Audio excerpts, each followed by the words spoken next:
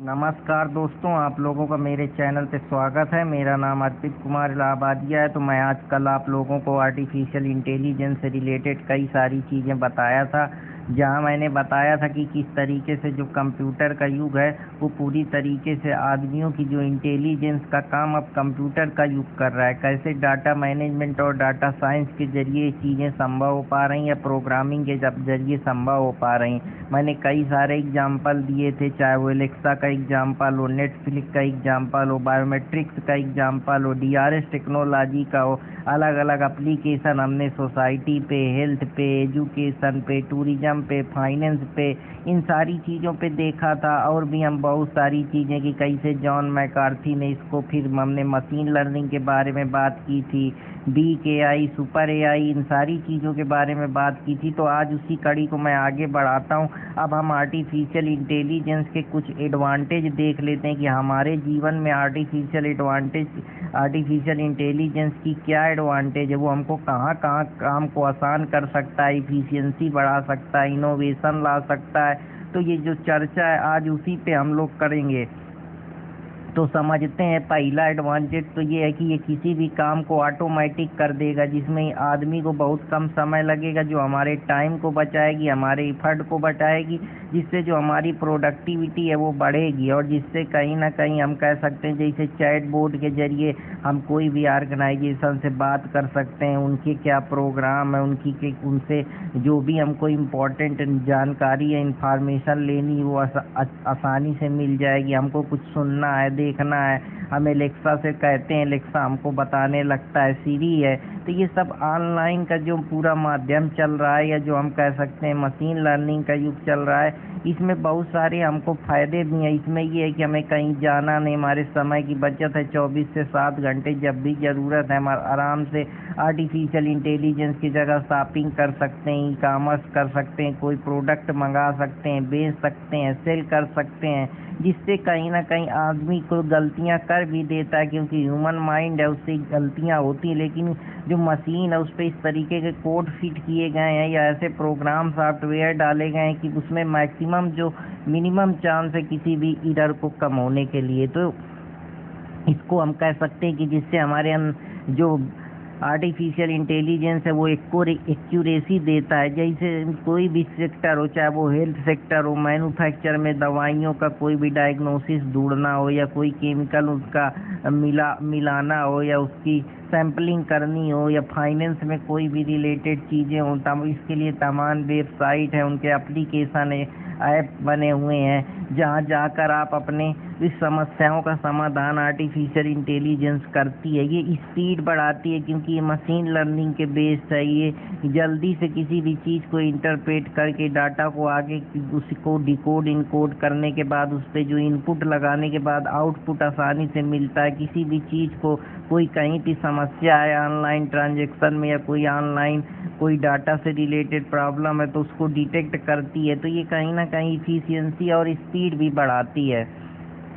चौथी चीज़ है कि ये 24 से 7 घंटा अवेलेबल है, चाहे जहाँ जब मन जिस समय, बिना कोई थकी और बिना कोई दिक्कत के आप जब चाहें जब आप यूज कर सकते हैं। कस्टमर सपोर्ट के लिए आप एलेक्सा का, कस्टमर सपोर्ट के लिए आप चैट बोर्ड का यूज कर सकते हैं, वर्चुअल असिस्टेंट के लिए आप एलेक्सा का यूज कर सकते हैं, या पर्सनलाइज अगर आपको कुछ देखना है, या प्रेफरेंस बिहेवियर डिलीवरी कस्टमर का एक्सपीरियंस जानना है, तो उसके लिए तमाम टारगेट एडवर्टाइजिंग है, नेटफ्लिक्स है।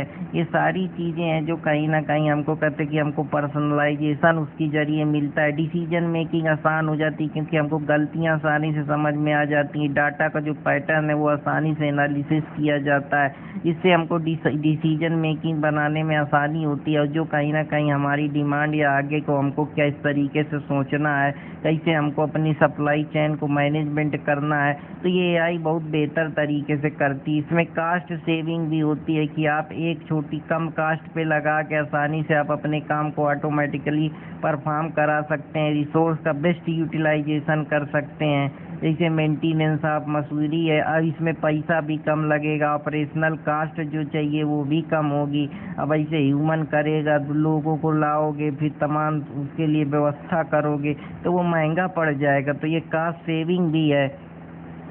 चौथी है ह्यूमन की कैपेबिलिटी को बढ़ाती है, क्योंकि इसमें बहुत ज़्यादा हाई स्पीड प्रोसेसर लगे होते हैं जो हमारी परफॉर्मेंस को बूस्ट करते हैं। तो एआई हर जगह उसका महत्वपूर्ण इम्पोर्टेंट रोल है। ये ह्यूमन कैपेबिलिटी को पहचानती है, उनको जानने का प्रयास करती है और इन्हांस करती है, क्योंकि एआई के माध्यम से हम कोई भी चीज़ को, चाहे डिजिटल मार्केटिंग हो या डिजिटल ई कॉमर्स का क्षेत्र हो या कोई भी काम हो, अगर छोटा से छोटा सा फार्म भी भरना है या कोई भी ऑनलाइन ट्रांजैक्शन करने हैं या ऑनलाइन कोई सर्विस डिलीवरी करनी है, तो उसमें या कोई फूड मंगाना है, कुछ भी है, उस पर हर जगह अब आर्टिफिशियल इंटेलिजेंस का ही यूज हो रहा है। ड्रोन कैमरा है, या आप कह सकते हैं कि ड्राइवरलेस कार जो आ गई हैं, ये सब किसके एग्जाम्पल हैं? ये ह्यूमन की कैपेबिलिटी को बढ़ा रही हैं। सेंसरशिप है, ये बायोमेट्रिक्स है, ये सब एक ह्यूमन कैपेबिलिटी को इन्हांस ही कर रही हैं, जो कहीं ना कहीं एक नया डेवलपमेंट, नई डिस्कवरी, नया इनोवेशन ला रही हैं, जो आगे चल के हमको रिसर्च में, डेवलपमेंट में नई नई टेक्नोलॉजी से अवेयर करना, नई नई टेक्नोलॉजी क्रिएट करना। इसके लिए तमाम कंपनियां हैं जो इंटरनेशनल लेवल पे, ओपन एआई है, मेटा है, फेसबुक है, और भी तमाम कंपनियां हैं, इंस्टाग्राम है। ये सब जो हैं, ये आगे एआई को और फ्यूचर कैसे उसका बेहतर किया जाए, मशीन लर्निंग को एआई सुपर इंटेलिजेंस की बात कर रहे हैं। डाटा कोड के जरिए कैसे वो आसानी से चीज़ों को एक जगह से दूसरे जगह तक उनको आसानी से उनकी इंफॉर्मेशन को कैप्चर किया जा सकता है, डाटा का मैनेजमेंट किया जा सकता है, स्टोर किया जा सकता है। अलग अलग जो पॉसिबिलिटी हैं वो बढ़ रही हैं। स्पेस एक्सप्लोरेशन में, ड्रग डिस्कवरी में इसका इम्पोर्टेंट रोल प्ले होते हुए आप लोग देख रहे हैं। और समय के हिसाब से एडाप्टेबिलिटी भी बढ़ रही है। लोगों का जो रुझान है, वो मत है, वो मशीन लर्निंग की तरफ जा रहा है, जो कहीं ना कहीं एक नया इन्वायरमेंट चेंज देखने को मिल रहा है। जैसे ऑटोनॉमस व्हीकल आ रही हैं, नेविगेशन सिस्टम आ रहे हैं, या और भी टेक्नोलॉजी आ रही हैं जो एडवांस पूरी तरीके से हैं। जैसे चाहे वो मरीन सेक्टर में हो या सिक्योरिटी के सेक्टर में हो या एयरफोर्स हो, डिफेंस हो, इनमें भी अब टेक्नोलॉजी का बेहतर यूज हो रहा है। जो वीपन्स बनाए जा रहे हैं वो एडवांस आर्टिफिशियल इंटेलिजेंस सिस्टम से लैस है। तो ये भी कहीं ना कहीं एक एडवांटेज देखने को मिल रही है। लेकिन कुछ आर्टिफिशियल इंटेलिजेंस की वजह से डिसएडवांटेज भी हैं, परेशानियां भी हैं, जो हम जिन पे चर्चा कर रहे हैं। तो हाई इम्प्लीमेंटेशन कास्ट है, जो कभी कभी होता है कि इसको इम्प्लीमेंट करना काफ़ी दिक्कत है, ज़्यादा से ज़्यादा पढ़े लिखे लोग नहीं हैं, इंफ्रास्ट्रक्चर बेहतर नहीं है, इन्वेस्टमेंट कम है, लोगों का साइकोलॉजिकल आउटलुक का अभी कम है। तो ये समस्याएं भी क्रिएट कर रहा है, और जिसकी वजह से जो जॉब का लॉस हो रहा है, अनएम्प्लॉयमेंट बढ़ रहा है, क्योंकि कंपनियां में जब हर जगह आर्टिफिशियल इंटेलिजेंस या मशीन लर्निंग का यूज होगा तो इंसान की ज़रूरत कहाँ होगी? और जब इंसान की ज़रूरत ही नहीं होगी तो स्वाभाविक सी बात है इंसान बेरोजगार रह जाएगा। जो कहीं ना कहीं इंसान जो वर्क कर रहा है वो कैसे करेगा? जब सारा काम मशीनों के जरिए हो जाएगा तो बेरोजगारी बढ़ जाएगी। बेरोजगारी की जब बढ़ेगी तो इन्फ्लेशन बढ़ेगा। इन्फ्लेशन की वजह से लोगों को दिक्कत होगी डे टू डे चीज़ों के खरीदे में। वो कहीं ना कहीं उनकी स्टैंडर्ड ऑफ लाइफ को इम्पैक्ट करेगी। स्टैंडर्ड ऑफ लाइफ जो है उनके जो डे टू डे खर्चे हैं उन पे इम्पैक्ट डालेगी। उनकी मनी जो सर्कुलेशन है या जो उनका मनी मैनेजमेंट है वो डिस्टर्ब होगा, जिसकी वजह से उनको आगे चल के प्रॉब्लम क्रिएट होगी। अनएम्प्लॉयमेंट बढ़ेगा तो इकोनॉमी डाउन होगी, जो जीडीपी है वो भी हमारा डाउन होगा। तो इस तरीके से सब एक दूसरे पे लिंक है। बायस जो है एल्गोरिथम कभी कभी जो डाटा होता है उसको सही से नहीं करता है, अनफेयर डिस्क्रिमिनेटरी आउटकम आ जाता है। कभी कभी डाटा जो है वो पूरी तरीके से उस चीज़ को एनालिसिस नहीं करता है। कोई अच्छी चीज़ भी बोलो तो उसके व्यू बहुत कम आते हैं, लेकिन वहीं कोई ख़राब चीज़ देखो तो उसको बार बार हाईलाइट करता है, बार बार वायरल करता है, लेकिन अच्छी चीज़ों को नहीं करता है। तो ये बायस भी कुछ देखने को, जैसे आज के दौर में तमाम प्रकार के जो अटैक हो रहे हैं, साइबर अटैक हो रहे हैं, बोटनेट अटैक हो रहा है, और भी बहुत सारी ऑनलाइन वाचिंग बढ़ा दे रहे हैं, इकट्ठा ऑनलाइन वाचिंग को डाउन कर दे रहे हैं। इवन लोग एक दूसरे को धमका रहे हैं, साइबर बुलिंग कर रहे हैं, परेशान कर रहे हैं। उनके अंदर एक आजकल डिजिटल अरेस्ट चल रहा है। तो ये सब चीज़ें जो हो रही हैं ये भी तो टेक्नोलॉजी की वजह से ही हो रही हैं। लैक ऑफ क्रिएटिविटी और इमोशन जो है वो लोगों का कम होता जा रहा है। ह्यूमन का इंट्यूशन डाउन हो रहा है क्योंकि वो पूरी तरीके से मशीन पे निर्भर है। इमोशनल इंटेलिजेंस उनका ख़त्म होता जा रहा है, वो कुछ सोच ही नहीं पा रहे हैं। क्रिएटिविटी उनकी एकदम जा चुकी है। आउट ऑफ बॉक्स थिंकिंग के लिए वो तुरंत अपने फ़ोन पे टेक्नोलॉजी पे निर्भर हैं। कोई दिमाग नहीं लगाना चाह रहा है, सबको गूगल में सब कुछ चीज़ें मौजूद है, बाकी यूट्यूब में है। तो इंसान की जो बुद्धिमत्ता की क्षमता है या इंटेलिजेंस की क्षमता है वो भी एक बड़ी समस्या है। इथिकल कंसर्न है, तमाम हार्मफुल एक्टिविटीज़ हो रही हैं। डाटा प्राइवेसी का हनन हो रहा है, डाटा की चोरी हो रही है, डीप फेक वीडियो बना दी जा रही है, मास सर्विलांस जो सिस्टम है उसकी वजह से दिक्कत हो रही है, या फर्दर इसे ऑनलाइन प्रोपोगेंडा फैलाया जा रहा है। तो ये सारी चीज़ें भी कहीं ना कहीं दिक्कत पैदा कर रही हैं। उनका कोई वहाँ पे रोल नहीं है, फिर भी वो बेचारे परेशान हो रहे हैं या उनकी इमेज को सर्कुलेट किया जा रहा है। तो ये सारी चीज़ें हैं जो एआई को परेशान कर रही हैं। डिपेंडेंसी ऑफ डाटा, जो डाटा पे हम पूरी तरीके से हाई क्वालिटी डाटा पे अब हम लोग विश्वास कर रहे हैं। इनसफिशिएंट पुअर क्वालिटी डाटा है तो ऐसा माना जाता है कि उसका जो रिजल्ट है वो इनएक्यूरेट ही रहेगा। जो मेडिकल में आर्टिफिशियल इंटेलिजेंस का है कि बहुत सारी जगहों पे डाटा सही से, या सिक्योरिटी के जो खतरे बढ़ रहे हैं, तो ये सब चीज़ें हैं जो कहीं ना कहीं समस्या क्रिएट कर रहे हैं और इसकी वजह से बहुत सारी प्रॉब्लम हो रहे हैं। इवन जो आर्टिफिशियल इंटेलिजेंस है उसमें बायस भी देखने को मिल रहा है। बायस इस वजह से देखने को मिल रहा है क्योंकि कभी कभी उसके डिस्क्रिमिनरी आउटकम आ जाते हैं, जैसे जो एल्गोरिथम है वो सही से काम नहीं करता है, कुछ लोगों को हटा देता है, उनकी वीडियो ही नहीं वायरल होती तो बेचारे परेशान रहते हैं, दुखी रहते हैं। तो ये भी एक लॉस ऑफ जॉब तो हो ही रही है। जब सब जगह ऑटोमेटेशन होगा तो सारा जो रिपीटेशन का वर्क होगा वो इंडस्ट्रियों में, मैन्युफैक्चर, रिटेल, ट्रांसपोर्ट में जब गाड़ी ऑटोमेटिक चलने लगेंगी, सेंसर व्यवस्था आ जाएगी, फूड बनाने के लिए रोबोट आ जाएगा, तो इंसान की ज़रूरत क्या पड़ेगी? तो इंसान क्या करेगा? उसकी जॉब चली जाएगी, उसकी इनकम रहेगी, जिससे इनइक्वालिटी क्रिएट होगी। तो ये भी समस्या है। जैसे सेल्फ चेकआउट सिस्टम आ गया जो अब कहीं ना कहीं कैशियर को रिप्लेस कर देगा। पैसा अपने आप डालो, एटीएम 500 निकल आते हैं, तो अब कैशियर की जॉब चली गई।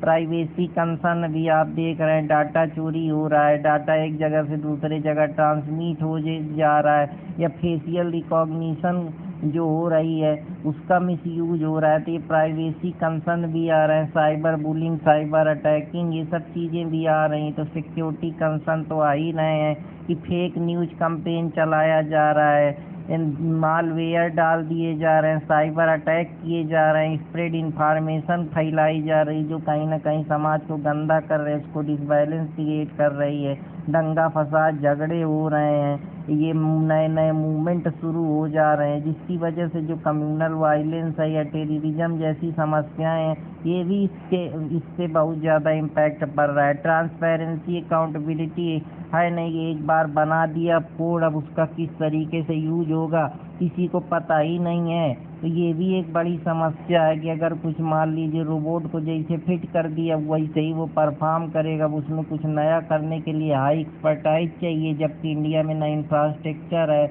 ना बजटिंग उसके लिए है, ना इतनी ज़्यादा एजुकेशन है एआई की, ना इतना ज़्यादा उसको प्रमोट किया जा रहा है। तो ट्रांसपेरेंसी, अकाउंटेबिलिटी कौन लेगा? इसके लिए कौन जिम्मेदार होगा? कौन किसको हम अकाउंटेबल ठहराएंगे? कैसे पारदर्शिता आएगी? तो ये सारी चीज़ें जो है वो आर्टिफिशियल इंटेलिजेंस पे ही बेस्ड हैं।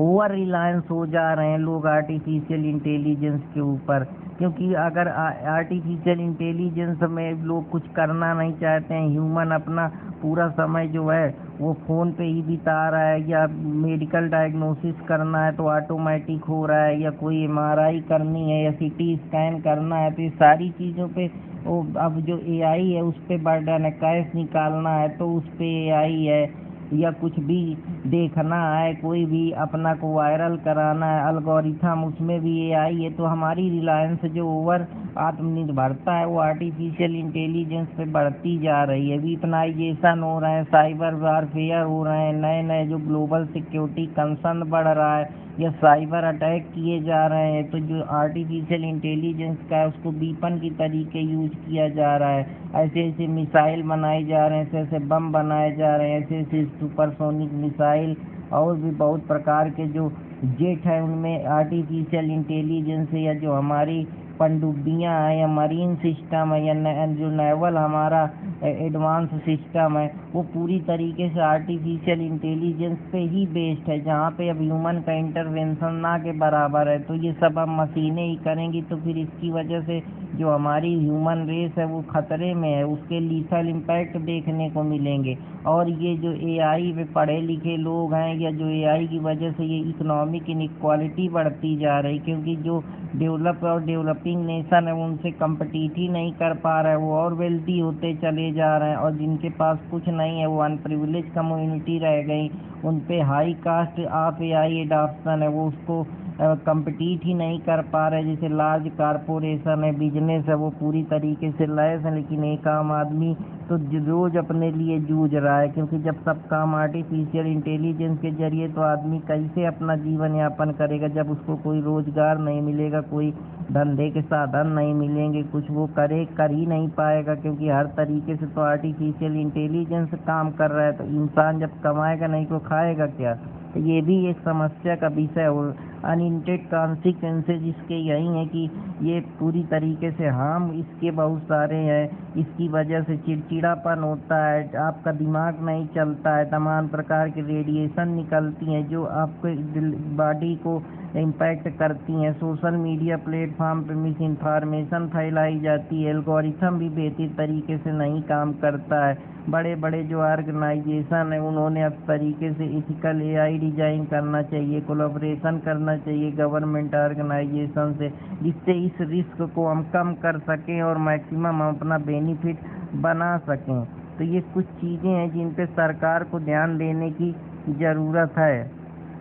अगर एप्लीकेशन हम आर्टिफिशियल इंटेलिजेंस का देखें तो कंप्यूटर साइंस में तो है ही है, क्योंकि कंप्यूटर साइंस की ब्रांच है।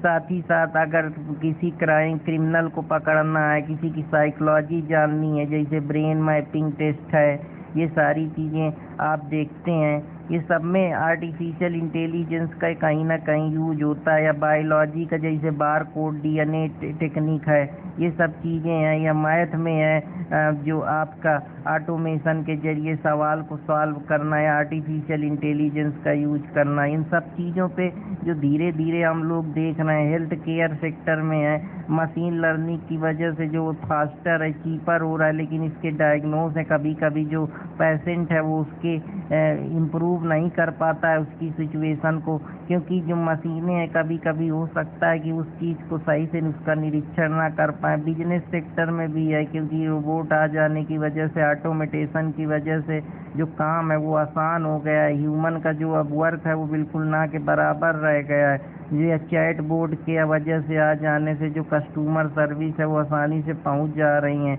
ऑटोमेशन की वजह से जॉब या आईटी कंसल्टेंट की जो है वो कमी देखने को मिल रही है।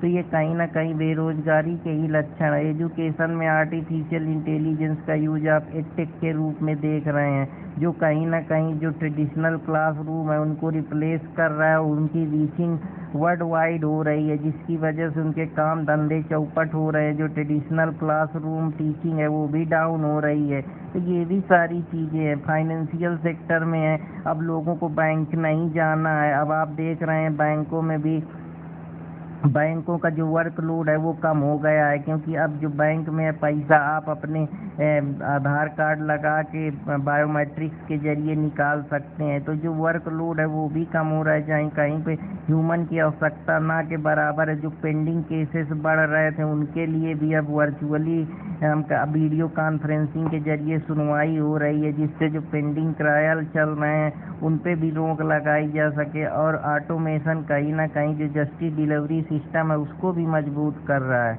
मैन्युफैक्चर सेक्टर में यही है कि जो रोबोट है या मैन्युफैक्चर, वो उनको जल्दी जल्दी से प्रोडक्ट बना रहा है, वो प्रोडक्ट जल्दी जल्दी से बन के सप्लाई हो रहा है, जिससे सप्लाई चेन मैनेजमेंट इकोसिस्टम बेहतर हो रहा है। और वो एआई में एक नया रेवोल्यूशन आ रहा है, जिसकी वजह से जो मैन्युफैक्चर सेक्टर की ग्रोथ है वो बढ़ रही है।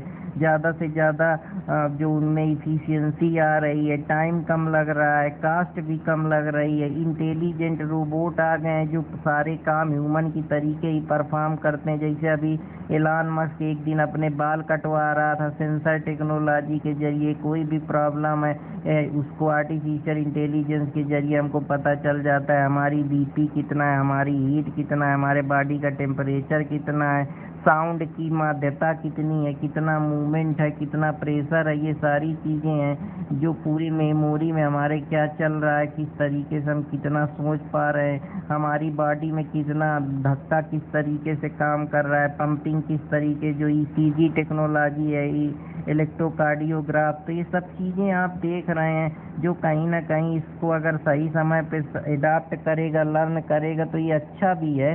और इसके व्यापक इम्पैक्ट हैं गेमिंग में, देख लीजिए, चाहे ऑनलाइन गेम हो, चेस का गेम हो, पोकर हो, टिकटॉक टाक हो, या मशीन के जरिए जो लोग लूडो खेल रहे हैं, या ह्यूरिस्टिक नॉलेज को आसानी से पहुंचाना जा रहा है, जाना जा रहा है। तो ये सारी चीज़ें हैं जो कहीं ना कहीं आर्टिफिशियल इंटेलिजेंस को बढ़ा रही हैं। स्पीच रिकॉग्निशन के जरिए जैसे अब न्यूज़ की एक एंकर तैयार हुई है चैट बोर्ड के जरिए, या रोबोट जो है वो पूरी तरीके से न्यूज़ बता देता है, जो भी नई नई चीज़ें हैं वो बकने लगता है, उनके बारे में अपना विचार रखता है। या स्पीच को ट्रांसफ़र करना, या लैंग्वेज को ट्रांसफ़र करना, या डाटा को एक जगह से दूसरी जगह तक भेजना, सिग्नल को ट्रांसफ़र करना, ये सब चीज़ें आर्टिफिशियल इंटेलिजेंस पे ही संभव है। कि नॉइस कितना है, कौन से स्लैंग वर्ड है, डिफरेंट एसेंट में उसको चेंज करना, डिफरेंट लैंग्वेज में उसको कोडिफाई करना, उसको दूसरी भाषा में उसको ट्रांसफ़र करना, ये सारी चीज़ें हैं। साइबर सिक्योरिटी भी एक बड़ा खतरा बनता जा रहा है। तो आशा करता हूँ कि आप लोगों को ये पसंद आएगा। अगर पसंद आए तो कृपया चैनल को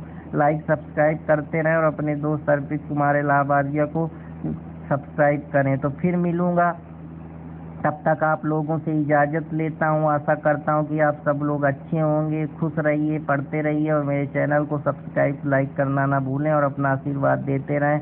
तो ये आर्टिफिशियल कार्ड इंड है, तो आशा करता हूँ कि आप लोग इससे पहले डिटेल में जो भी ज्ञान दिया उसको लेते रहें और आगे बढ़ते रहें। तो इसी होश और उमंग के साथ फिर मिलेंगे, तब तक आप लोगों से इजाज़त चाहता हूँ। जय हिंद दोस्तों, जय भारत।